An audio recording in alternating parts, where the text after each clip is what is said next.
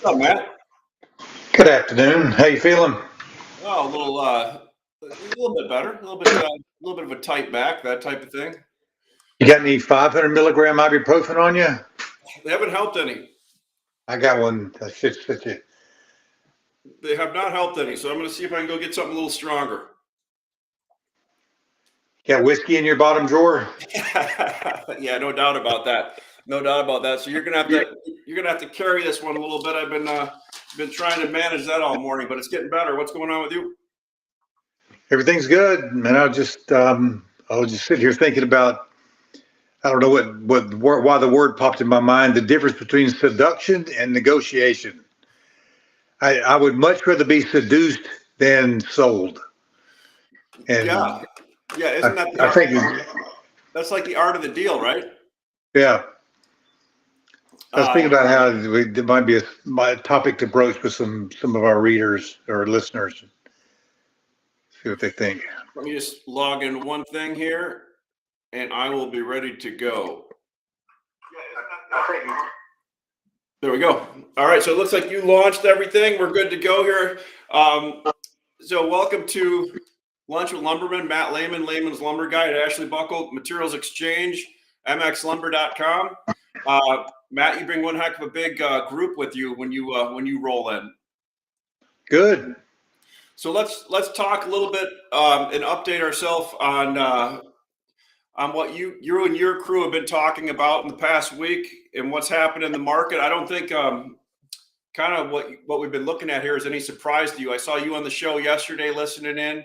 How did you want to start? Do you want to bring up your FDP and look at it, kind of talk that through? Well, I was thinking, I've been thinking lately, like there are so many people that are very good at giving market synopsis and analysis of what's going on, and Greg and Matt do a great job of doing that. And what I would like to do is try not to regurgitate the same things over and over again, so you guys can come to that show and get the.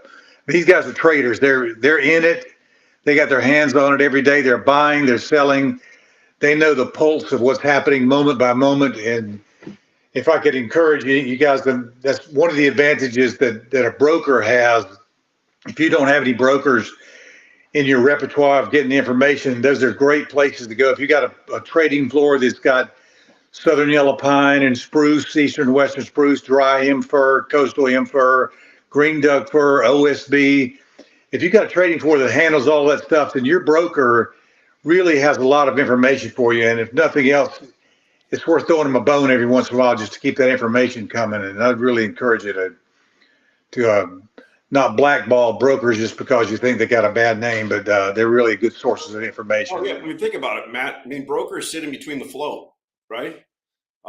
They're sitting in between all the selling and all the buying. So where you and I, as a buyer, may want to buy one truck every 2 or 3 weeks, they're going through 100 trucks a day from 70 different locations to 150 different locations. So they've got the pulse on the market. That's called being in the flow. Yeah, and I remember when I was trading, when I was a broker, every single time somebody this was our way of keeping up with our sales for the day. We'd start with a chalkboard, and at the top of the chalkboard we had written like $10,000. $10,000 was our nut for the day, is what we had to make to break out in profit. And so if you get an order, you put one, and you reduce that $2,000 by $250. So now the number's $9,750. But every time somebody would go up and put a mark on the board, you guys say, "What'd you get? Where'd it go?" So truck of pine went to Nebraska. Truck of pine went to Nebraska. Shoot, I didn't know that stuff would even go up there. So somebody would start quoting pine in Nebraska, but it's just the synergy of what's going on in there. You can talk. Your broker could be a guy that hasn't sold anything all day long, but he can tell you what's going on all over the country. So they're great sources of information. Yeah, no doubt. Well, with that said, the interesting thing that we have been seeing this week, and I think you and I have talked about it, is pine going way up north. I mean, it's crazy. Yeah. There's some people buying it in Wisconsin, Minnesota, Iowa that I would have never guessed. I'm like, so why are you buying it now and you never would before? They're like, well, I'm willing to give it a try, right? Yeah, they're willing to get. It's interesting. They're willing to give it a try last year when they couldn't get anything else, and now they're willing to give it a try because it's $300 cheaper than everything else. Right, right. At least $300 cheaper and available, right? So, Yeah. I mean, we sent some 2x4 tens up to Wisconsin at 600 and something too and better, right? Or number one, 700. Where, and for like next week, when you and think about that, that's $300 or $400 a thousand under what the spruce price would be. Yeah. And Uh, and you don't know when you're going to get it. yeah, I talked to guys. I talked to a new guy that's doing a trial subscription with this because he's a truss manufacturer up in Sioux Falls, South Dakota. I think is where that was.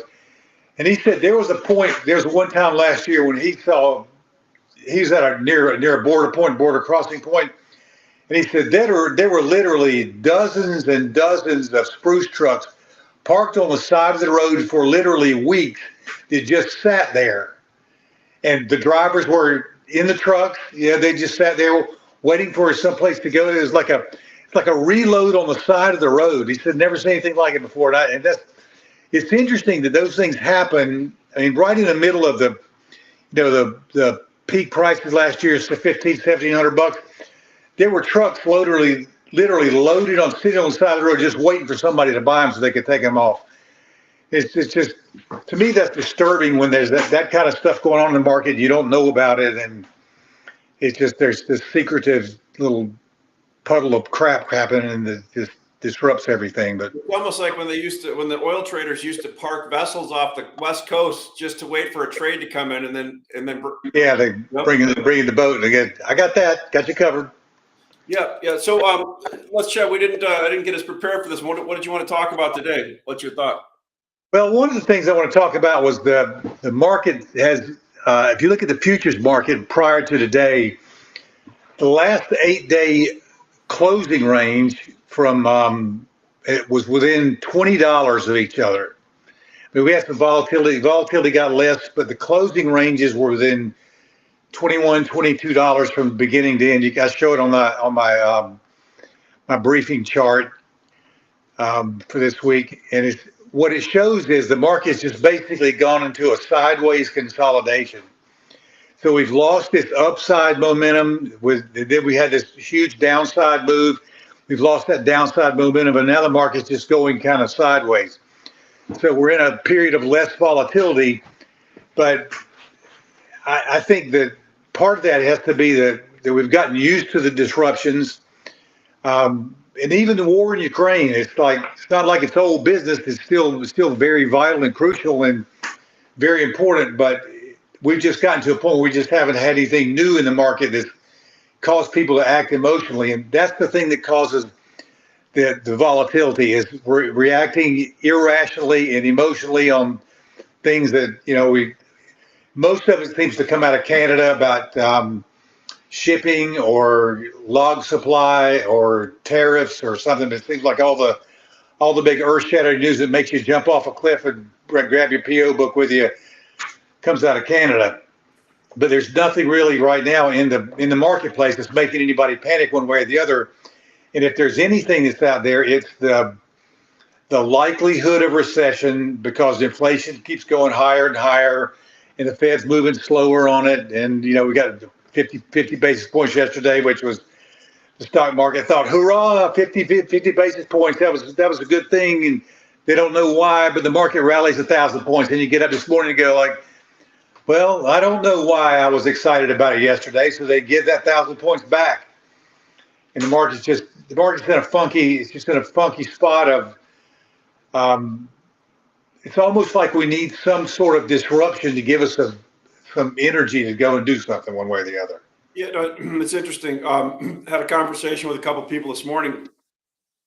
Business is good. So short-term business outlook is still really good, right? But longer term, people still have this fear of the unknown, and they have less business mentally forecasted. But the problem right now is there's plenty of inventory, it's just not in the right places. I mean, yeah, there's no shortage of wood, and I would question the folks that say that the economy is still good. I don't know what you're using for a barometer. The economy is still good because consumer sentiment, consumer surveys say that people are not going to be spending as much money on consumer goods this summer They're going to be traveling. And it's nothing new. We've known it for 6 months that it was coming down the pike, and we can see it in the home centers are busy. I went to Home Depot and Lowe's this weekend. The parking lot was jammed full in the garden center. Nobody was yanking lumber out. There's a couple pickup truckloads with 8 pieces of lumber on it, but you don't see the trucks getting loaded out every day with there's more deliveries being made to the yards than there are from the yards. And I just think we're the folks that are saying this economy is good. They say the economy is good, then they say, well, look at all the jobs that need to be the jobs that are available. Well, but wages are higher, but wages aren't keeping up with inflation. So we're still the tail's wagging the dog, and I think the bulls in the market are being naive about what's happening in the economy. The Fed's just flat out saying they're going to put the brakes on.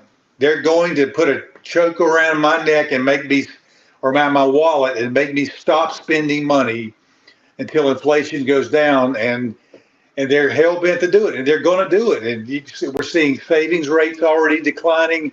People are dipping into that savings. This just in a matter of weeks, things are changing. And yeah, none of us ever really know how it's going to play out. Everything plays out differently than we expect it, and usually in a humorous way, right? I think that's what Elon Musk always said: is things always have a way of playing out in the most humorous way possible. And because I always go and think a recession is going to be like a past one, right? And this is going to happen and that's going to happen. And then you just see odd things going on. And at the end of the day, you don't really, I don't know what is going to happen. I just know short-term things feel really good. Long-term, I'm not sure, right? Well, it feels to me like that short-term things feel okay, but the Fed's saying, I'm going to snatch that rug right out from under you.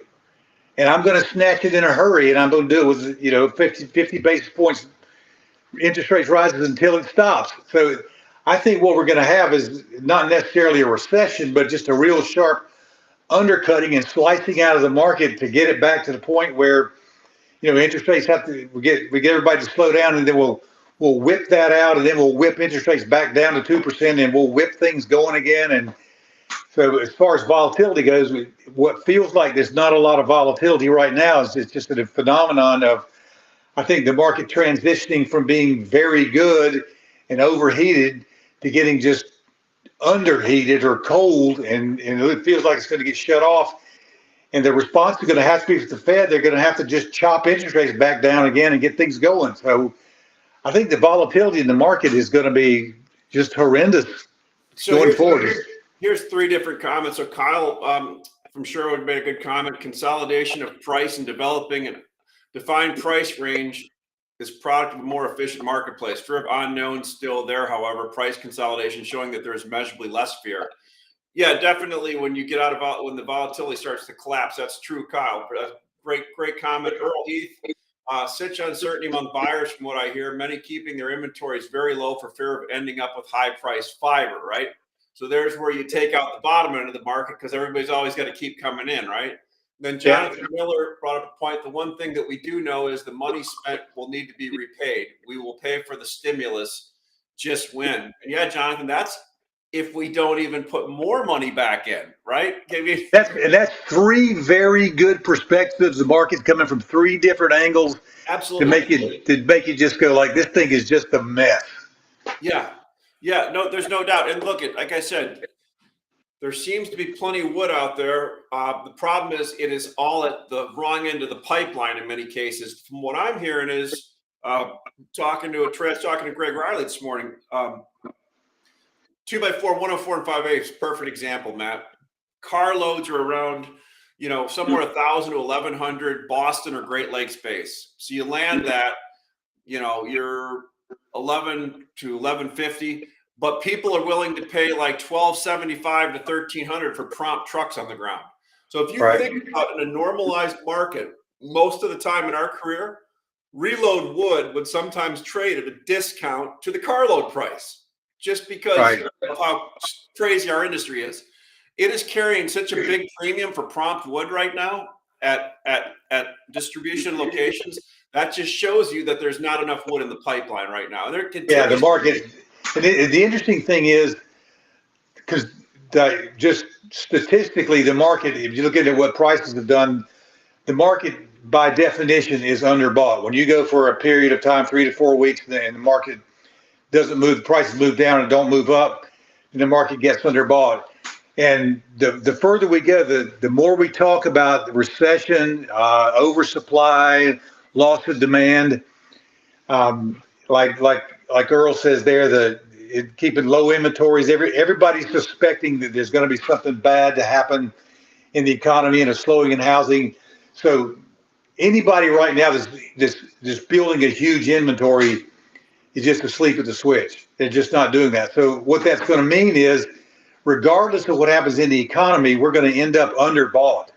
So we could have conceivably we could have a market that's falling in housing, that the economy's falling, and lumber's going up simply because it's underbought. So you just got to be aware of how lumber behaves differently than regular economic cycles. And I think this, like Kyle was saying, the fear of the unknown. There's a fear. The consolidation makes some of that fear go away, but it makes people get a little complacent and not be prepared. So I'm fully expecting we're gonna get a soft spot in the economy, but it's going to snap lumber upwards because it's going to be in an underbought condition. No, that Judy had a good point. She put on Judy Johnson's on ground, less risk, right?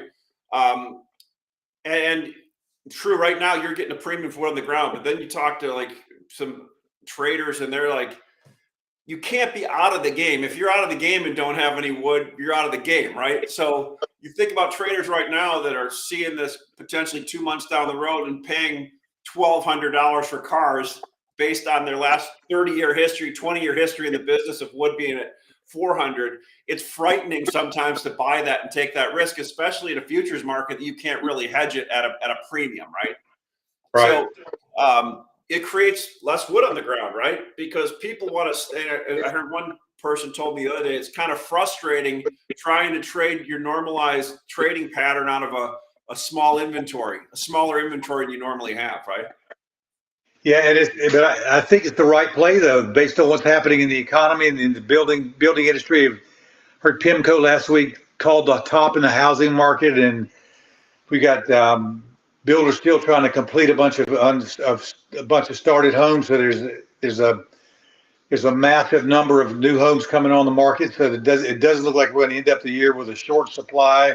We're going to at least get caught up, but it feels like everybody's playing this thing for a softness. And so right now it feels good because you don't have a lot of wood on the ground, because you're not selling a lot of wood, and there's more coming at you, or you're selling enough just to break even. But to me, that's a recipe for it's a recipe for the market getting overdone one way, another, just overdone to the downside rather than overdone to the upside. Tony Callahan was saying here, definitely a recession coming.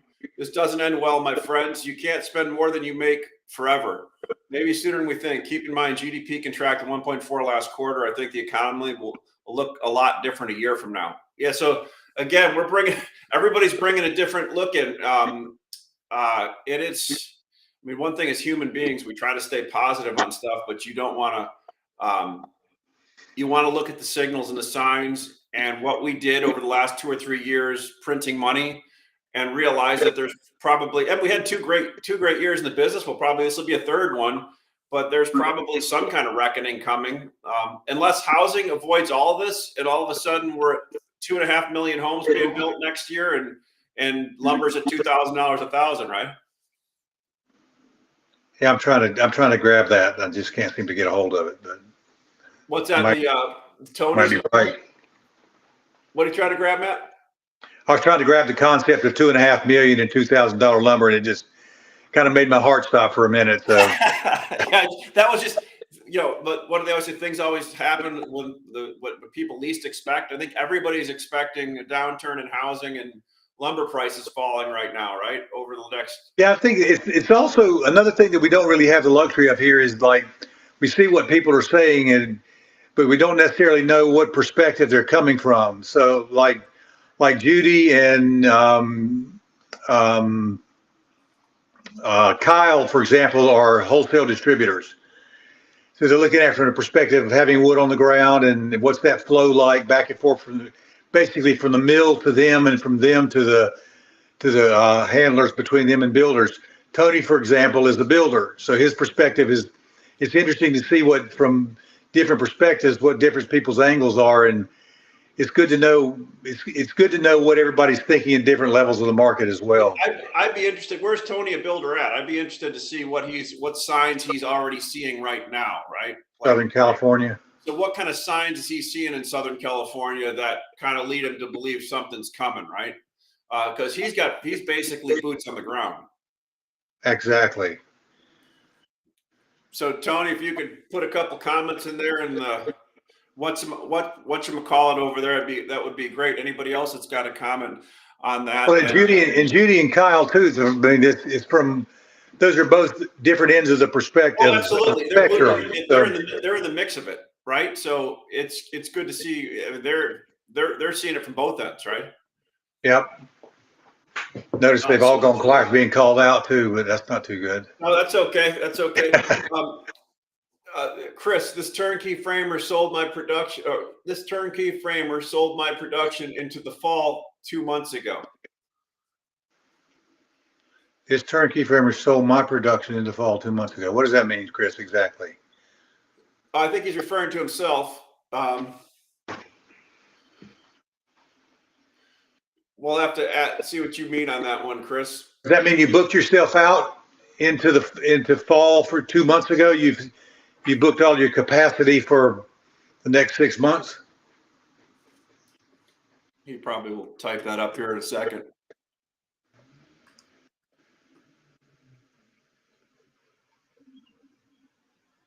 Lots of opportunities. You guys will be spilling the beans.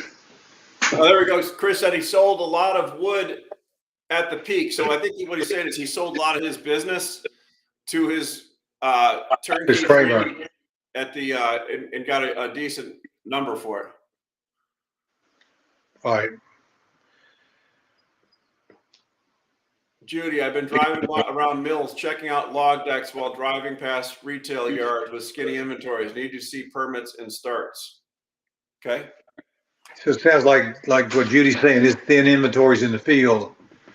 2 weeks ago we were talking about how the distribution outlet was under inventoried and was waiting on stock and waiting on inventory to come in. But it sounds like that a couple of months ago everybody saw this possible weakening coming, and it looks to me like the lumber side of the industry has really played this thing very well and not gotten overstocked. And we talked about seeing a peak in prices in March rather than May this year, and I definitely think that's going to happen. I got a hamburger bet with Kip that March is going to expire lower than May. He thinks March is going to.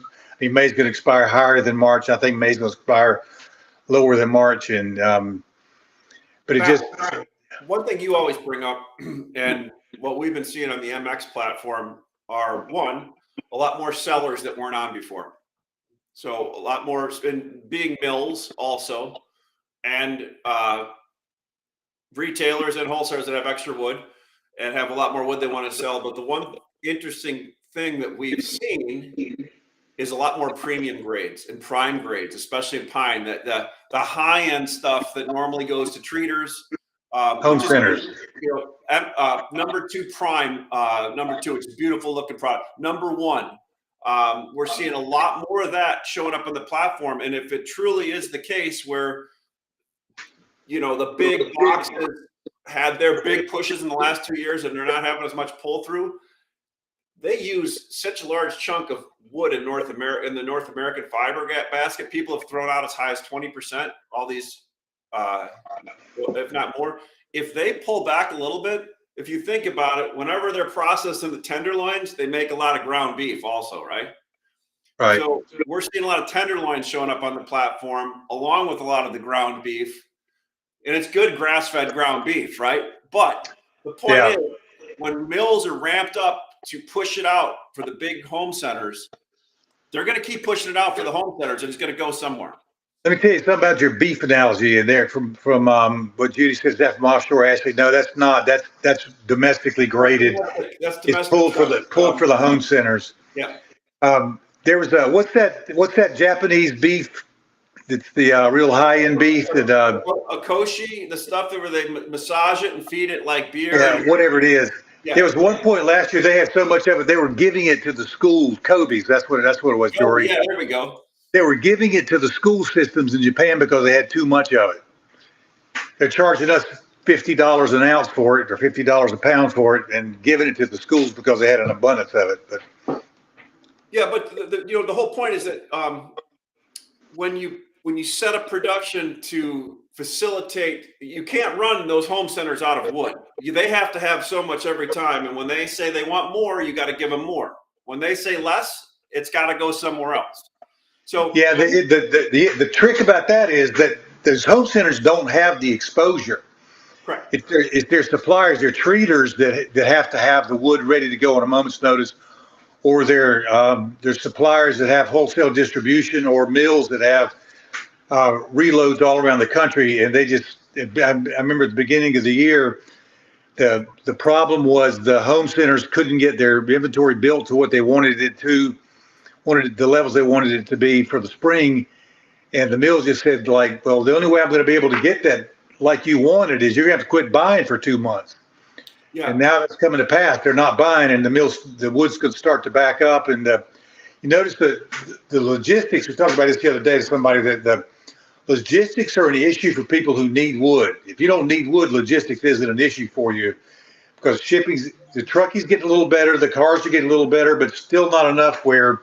I heard yesterday a BC mill sold 20 cars at, I think the number was 1170 for 2x4s. It was like $90 over print or something, and it was prompt wood, but it was going to be 2 weeks or sooner to get the cars. But then you hear like people are out for 3 weeks with order file and going to be 3 weeks late for shipment. Stuff's just scattered all over the place as far as what availability really is and what's going on with logistics as well. Yeah, no, here's a little trading tip I learned sometimes, and it's always interesting. I'm going to get back to Kyle's comment here in a second. The way you know that, if you want to buy a 2x4 16 in a pine, you bid for the highest grade at the same price the lowest grade is trading at and see what happens. Yeah. I remember always, all of a sudden you order a car 2x4 16s and you get a car 2x4 16 2100 MSR, right? Yeah, and the guy goes, I don't really want that. I wanted, yeah. Don't give me that stuff to put on the job site because that's not going to. I got to do it all the time. Same with pallet stock, getting number 2 for number 3 and number 4. Here's Rich. Is this Richard Kavner from Dallas Fort Worth area? Speaking from a local market perspective, rental housing is at 97% occupancy, even though rent rates have risen 19% of the past year. Single-family inventory is absorbed as fast as it's built. True. Existing single-family inventory is extremely low. Population growth continues. Mortgage applications falling. Rising interest rates. All cash purchase accounts for 25% of housing transactions. Is that all cash in the rental market or all cash in any market? I guess is my question. Texas, probably Texas for people coming from California. All of the above puts continued pressure to build more rental housing, multifamily and single family for rent. We'll be buying more lumber. Great point, Richard. I mean, multifamily, it's been crazy. And I saw a big push on multifamily on our platform last week, people buying. One, because they've had this stuff sold, like Chris said, they're at a higher number. So when the price drops down, this is buying in profit on the multifamily. The multifamily percentage keeps pushing away at a percentage of the single family homes, and it makes sense for a lot of the stuff that Richard said here. All cash in-house sales. Thanks, Richard. And Kyle put R&R is under substantial pressure going forward, inflation and uncertainty.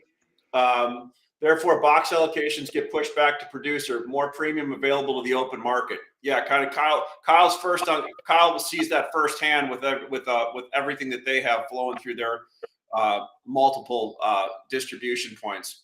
If you remember back in 2020 when the pandemic started, the first thing that got tabled was all this multifamily stuff where these guys were getting framing packages were doubled. They said, no, can't do it.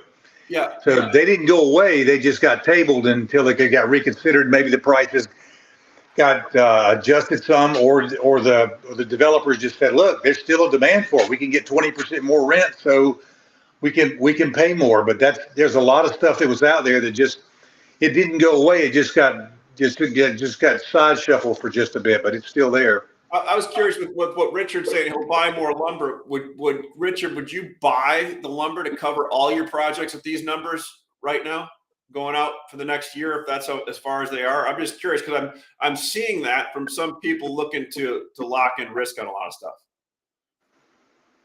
Does that make sense? That question, Matt? Yeah.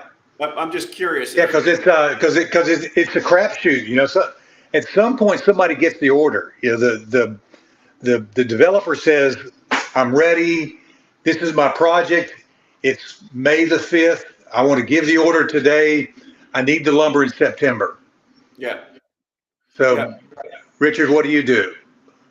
Yeah, I mean, I'm just more curious if he's buying more on the spot market or if he's going out and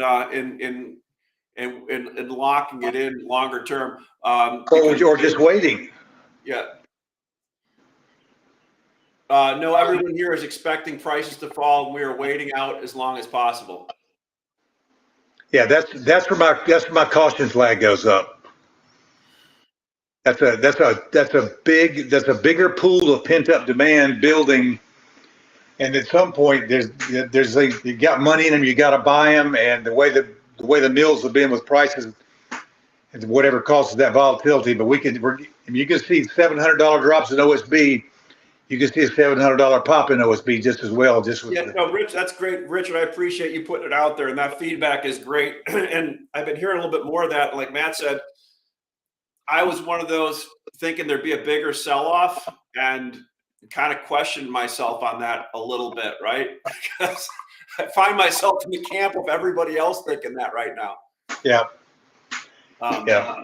Well, cool. Well, Matt, we're up against 30 minutes here, so I thought that was a great conversation today, and that was. Yeah, thank you guys for participating. That makes a lot of difference when you get the feedback from you guys out in the field and firsthand information. And I think everybody that was on all the different streams listening were able to, I know listening to everybody else talk when they're boots on the ground, whether they're distribution, wholesale, home builder.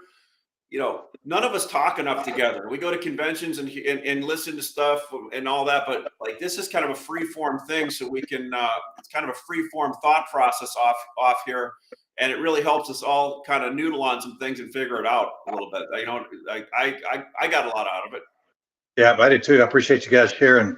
And Richard, and Kyle, and Judy, and Chris, and everybody that actually, it takes 3 or 4 people to get off the fence to start commenting for everybody else to feel comfortable doing it. So thank you very much for everybody putting in their comments today. So if you want to get a hold of Matt, I'll put up Matt's comment at Layman's Lumber Guide. Now, Matt, did you close your stuff for your for your group that you had going? Yeah, we started it. We have about 23 people in it. It's called an Inner Circle Masterclass, and really what we're looking at is the things that cause you from acting decisively. It's not necessarily how to do the lumber market, how to figure out what's going to happen. Yeah, we're just talking about inventory strategies, but really there's a lot of psychological stuff to get you over the hump to act on what you already know. And I had somebody along for the ride. I had my shadow back here today.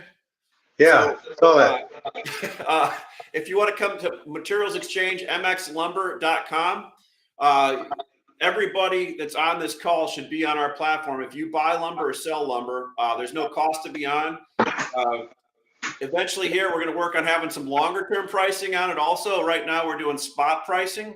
It's mxlumber.com. You go to that, click on Get Started. We'll get you registered on buying and selling. Matt has had a lot of people. Some of your people today, Matt, we're buying pine. So, here's it's interesting. The whole concept is like when nobody had lumber to sell, the mills weren't on here, and there were buyers. It was just buyers looking and getting frustrated because nobody's quoting them. They're getting numbers that are $400 between quotes, and now we're in a situation where the mills need to sell. What we need to show the mills, or what you guys as buyers need to show the mills, that it's a good platform for them to be on to sell their product in good times and bad times. Well, here, So that one thing I wanted to give the biggest counter we get a lot of times is, why should I be on here when I have salespeople that can already sell? It's like, if you think that way, you probably shouldn't be, because you're not thinking forward. I mean, if you want to sell to more people and get information back from the market in a quicker way than any human being can do to that many people, human beings should still be talking together. But if you're not using technology to grow your company, I don't think you're thinking correctly. Materials exchange, what it will do is help you reach more people on the buy and the sell side. And we have people on both. Then anybody could pick up the phone. Think about this: if you could pick up the phone and call 100 people in 1 minute, you can't do it, and get instantaneous. when you were trading, I remember we used to have quotas for like number of phone calls a day. Sometimes it was 30, sometimes it was 50, and you go like, there's no physical way I can make 50 good quality phone calls in a day, or give 50 good quotes, or get 50 good inquiries. But you can do that here. You can do that on the exchange in minutes. Jonathan Miller just said he bought his first load on MX last week. Jonathan, I appreciate that. And, Mike was in some people's office last week asking them to get on and sell on here. And their thing was, why should I do that? I already have people that are doing it. Well, you should do it so you can do it better and make more money at the end of the day, and improve the industry, and actually grow the technology in your company. That's why I think people should do it. Considered a no-cost salesperson. Exactly. That's exactly. So you can do more with less. I mean, I don't know anybody in life that doesn't do that at the grocery store or anything, right? Nicely done, guys. I'm a big couponer. All right, man. Well, everybody, thank you very much for coming to the to Lunch with Lumbermen today with Matt Lehman and Ashley Buckhold. Tomorrow, Mike at 12 o'clock has the Friday Smart Call. Go to any of our social media, to our LinkedIn Materials Exchange LinkedIn account, and check it out. Our YouTube page, our Twitter page, and you'll find out who we've got on tomorrow. But and then we start the whole rotation again Monday, 12 o'clock. Charles De La Torre and I do Cutting Edge. Tuesday, Mike does futures from the free seats with Greg Kuda. Wednesday, Matt Beamer, Greg Riley, and myself. We got a special guest, Russ Taylor, next Wednesday. Also, we'll be talking about some of the European market after he came back from Europe.